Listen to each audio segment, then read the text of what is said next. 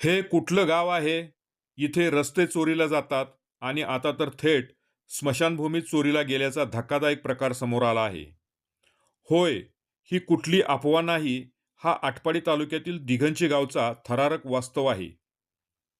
दिघंची येथील वार्ड क्रमांक 6 सालसिंगमळा इथे जनसुविधा योजनेतून स्मशानभूमी बांधण्यासाठी लाखो रुपयाचा निधी झाल्याची नोंद आहे.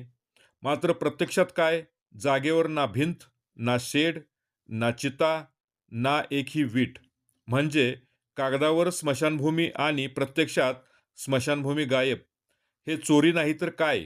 स्मशानभूमी चोरीला जाणे आणि रस्ते चोरीला जाणे अशा घटना फक्त दिघंची आटपाडी तालुक्यातच घडू शकतात.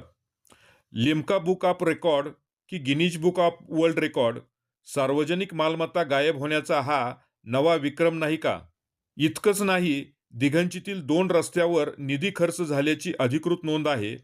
शिंदे वस्ती ते मान नदी रस्ता मुर्मीकरण, दिघंची आटपाडी रस्ता ते खडके वस्ती रस्ता मुर्मीकरण. पण प्रत्यक्षात रस्ता कुठं आहे? काम कुठं आहे?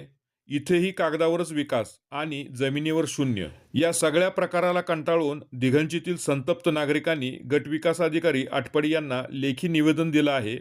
नागरिकांची मागणी स्पष्ट आहे.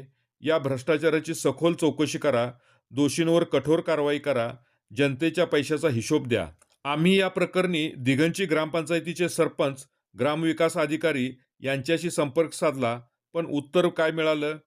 असमाधानकारक, गोलमोल, जबाबदारी झटकणारी. म्हणजे प्रश्न सुटला का?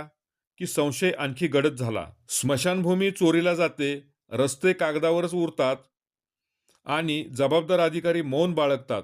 हा फक्त निष्काळजीपणा नाही, हा उघड भ्रष्टाचाराचा संशय आहे. आता प्रश्न एकच, प्रशासन कारवाई करणार का? दोषींना शिक्षा देणार का? की दिघंचीतील ही चोरीची परंपरा अशी सुरू राहणार? आम्ही हे प्रकरण इथेच थांबवणार नाही. हा जनतेचा पैसा आहे आणि प्रत्येक पैशाचा हिशोब घेतलाच जाईल.